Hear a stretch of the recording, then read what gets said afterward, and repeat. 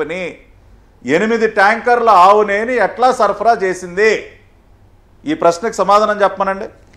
అదేవిధంగా tender conditions, ఇదిగోండి వీళ్ళు మార్చినటువంటి టెండర్ కండిషన్స్లో మినిమం 4 లక్షల లీటర్ల కౌ మిల్క్ని ప్రాసెస్ చేసే కెపాసిటీ ఉండాలని ఉంటే వైవి సుబ్బారెడ్డి ఆ క్లాస్ దేనికి తీసాడు?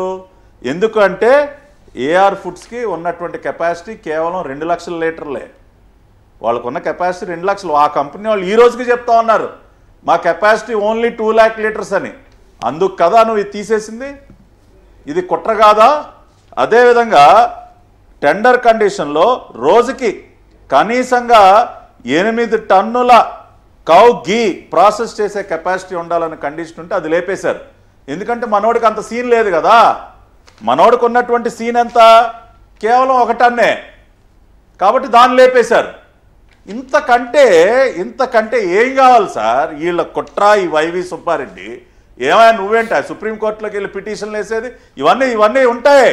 ఇంకా ఏం అయిపోలా వీకే గారు. ఏదో ఒకరోజు జడ్జి గారు 4 క్వశ్చన్లు అడిగారు కదా, ఏదో మన ఇష్టం వచ్చినట్టు బులుగు మీడియాలో మనకు అనుకూలంగా ఏదో మాట్లాడేసుకుందాం రాసేసుకుందాం అంటే అవ్వదు. ఇన్ని ఎవిడెన్సెస్ ఉన్నాయి. రెండోది వీకే గారు, ఇవాళ మీరు ఎవరైనా సరే మినిస్ట్రీ ఆఫ్ కార్పొరేట్ అఫైర్స్ వెబ్సైట్లోకి వెళ్ళి ఏఆర్ ఫుడ్స్ వాళ్ళ టర్నోవర్ను ఒకసారి మీరు పరిశీలిస్తే లేటెస్ట్ ఇదేమి సీక్రెట్ డాక్యుమెంట్ కాదు sir. AR Foods Ministry of Corporate Affairs 2021-22 వాళ్ళ టర్నోవరు 192 కోట్ల 33 లక్షలు. 192 కోట్ల 33 లక్షలు. 2022-23 లేటెస్ట్ ఫైనాన్షియల్ ఇయర్ 244 కోట్లు. అంటే 250 crores మినిమం రిక్వైర్మెంట్ ఏదైతే ఉందో అది మీట్ అవ్వట్లా ఈ కంపెనీ. అందుకు కదా నువ్వు మార్చేసావు. మినిస్ట్రీ ఆఫ్ కార్పొరేట్ అఫైర్స్ దీన్ని ఎవడన్నా ఇదన్నా తప్ప? ఆఖరికి 244 crores 42 lakhs is the entire revenue of AR Foods in the last financial year. అంటే ఇప్పుడు వాళ్ళకి కాంట్రాక్ట్ వచ్చేలాగా చేయడం కోసం, వాళ్ళకి కాంట్రాక్ట్ కట్టబెట్టడం కోసమే ఈ రిలాక్సేషన్ చేశారా? కండిషన్ అంతే సార్. ఓకే, అసలు వాడికి ప్రొడక్షన్ కెపాసిటీ లేదు, మిల్క్ ప్రొడక్షన్ కెపాసిటీ లేదు, గీ ప్రొడక్షన్ కెపాసిటీ లేదు, వాడికి టర్నోవర్ లేదు. దొంగలాగా వెబ్సైట్ లో ఉన్నటువంటి కొన్ని అంశాలని తీసేసి వాడు పారిపోతుంది. కాబట్టి ఇవాళ మేము ప్రతిరోజు ధైర్యంగా మీలాంటి వారి సీనియర్ జర్నలిస్టుల సమక్షంలో మేము ధైర్యంగా ప్రజలకి వాస్తవాలు చెప్తా ఉన్నాం, నిజాలు చెప్తా ఉన్నాం.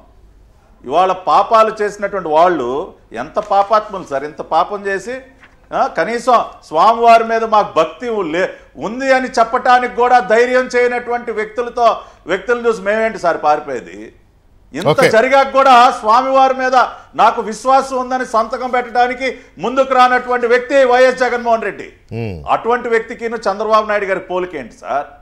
చంద్రబాబు నాయుడు గారు ఇలవేల్పు వెంకటేశ్వర స్వామి ఆయన ఇంట్లో సార్ దేవుడి గదిలో నిలువెత్తు స్వామివారి చిత్రపటం ఒక్కటే ఉంటుంది, ఇంకేముండవు. అదొక్కటే ఆయన నిలువెత్తు స్వామివారి పటాన్ని పెట్టుకుని రోజు నమస్కరించుకుని వస్తారు. ఆయన చదువుకున్నది ఎస్వి యూనివర్సిటీలో, శ్రీ వెంకటేశ్వర యూనివర్సిటీలో చదువుకున్నారు ఆయన స్వామివారి సన్నిధిలో. అందుకనే ఆయన అన్నారు స్వామివారే నాతో నిజాన్ని పలికిచ్చారని చెప్పి. ఇంకా ఏంటి సార్ వీళ్ళు మాట్లాడేది? కాబట్టి పటాన్ గారు ఒక్క నిమిషం, పటాన్ గారు ఇక్కడ పాపం పుల్లారావు గారు ఇక్కడ ఒక 2 minutesలో కోర్టులో నిన్న ఇంకొక ప్రస్తావన కూడా వచ్చింది. ఇటువంటి వ్యవహారాల్లో, ఇటువంటి కీలకమైన వ్యవహారాల్లో